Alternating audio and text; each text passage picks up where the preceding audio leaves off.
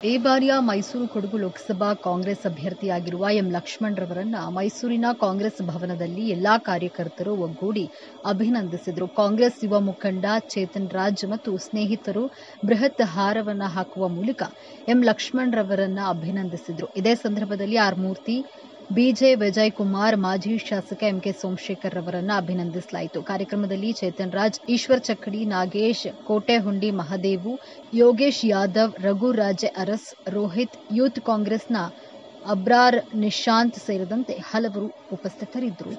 ಕೊಡಗು ಲೋಕಸಭಾ ಕ್ಷೇತ್ರದ ಚುನಾವಣೆ ಬಹಳ ತೀರಾ ಹತ್ತಿರದಲ್ಲಿ ಬರ್ತಾ ಇದೆ. ಆ ಹಿನ್ನೆಲೆಯಲ್ಲಿ ನಾವು ಮೈಸೂರಿನ ಎಲ್ಲ ಕಾಂಗ್ರೆಸ್ನ ಕಾರ್ಯಕರ್ತರು, ಯೂತ್ ಕಾಂಗ್ರೆಸ್ ಆಗ್ಬೋದು, ವಾರ್ಡ್ ಅಧ್ಯಕ್ಷರಾಗ್ಬೋದು, ಬ್ಲಾಕ್ ಅಧ್ಯಕ್ಷರಾಗ್ಬೋದು, ಮಹಿಳಾ ಕಾಂಗ್ರೆಸ್ ಆಗ್ಬೋದು, ಎಲ್ಲ ಕಾಂಗ್ರೆಸ್ ಪಕ್ಷದ ಅಂಗಸಂಸ್ಥೆಗಳೆಲ್ಲ ಒಟ್ಟಿಗೆ ಸೇರ್ಕೊಂಡದನ್ನು ಇವತ್ತು ಸಂಘಟನಾತ್ಮಕವಾಗಿ ಲಕ್ಷ್ಮಣ್ ಅವರು ದ ಕ್ಲೀನ್ ಚೀಟ್ ಪರ್ಸನ್,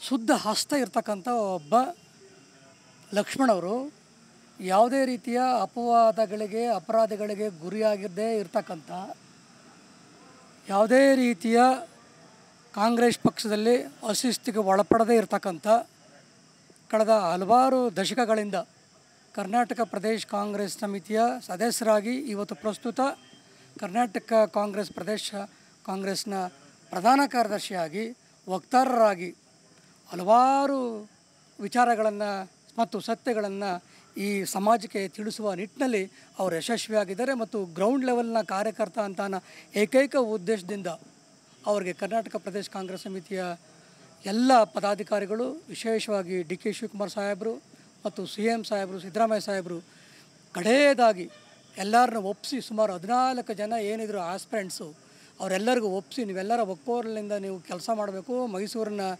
ಕ್ಷೇತ್ರವನ್ನು ಗೆಲ್ಲಿಸ್ಕೊಂಡು ಬರಬೇಕು ಅನ್ನೋ ಹಿನ್ನೆಲೆಯಲ್ಲಿ ಲಕ್ಷ್ಮಣ್ ಅವರಿಗೆ ಅವಕಾಶ ಕಲ್ಪಿಸಿಕೊಟ್ಟಿದ್ದಾರೆ. ಲಕ್ಷ್ಮಣ್ ಸಾಹೇಬರು ಮೈಸೂರು ಕೊಡಗು ಲೋಕಸಭಾ ಅಭ್ಯರ್ಥಿಯಾಗಿ ಆಯ್ಕೆ ಆಗಿದ್ದರಿಂದ ನಮ್ಮ ಎಲ್ಲ ಯುವಕರು ಎಲ್ಲರೂ ಒಂದು ಅಭಿನಂದನೆ ಮಾಡೋಣ. ಹಾಗೆ ಅವ್ರನ್ನ ಜಯಶಾಲಿಯಾಗಿ ಒಂದು ರಣತಂತ್ರ ರೂಪಿಸೋಣ. ಪ್ರಜಾಪ್ರಭುತ್ವದಲ್ಲಿ ಪ್ರಜೆಗೆ ಗೆಲುವಾಗಬೇಕು ಅಂತ ಎಲ್ಲ ಯುವ ಸಮ್ಮುಖ ಒಂದು ಸಭೆ, ನಮ್ಮ ಈಶ್ವರ್ ಚಕ್ರಣ್ಣ ನಾಯಕತ್ವದಲ್ಲಿ ಒಂದು ಸಭೆ ಮಾಡೋಣ ಅಂತ ಒಂದು ನಿಶ್ಚಯಿಸಿ ಒಂದು ಸಭೆ ಮಾಡಿದ್ವಿ. ಎಲ್ಲ ಮುಂಬರೋ ದಿನಗಳಲ್ಲಿ ಮನೆ ಮನೆ ಕಾಂಗ್ರೆಸ್ ಅಂತ ಒಂದು ಕೆಲವು ರಣತಂತ್ರ ರೂಪಿಸಿ ಅವ್ರನ್ನ ವಿಜಯಶಾಲಿಯಾಗಿ ಮಾಡಬೇಕು ಅಂತ ಕಾರ್ಯತಂತ್ರ ರೂಪಿಸಿದ್ದೀವಿ.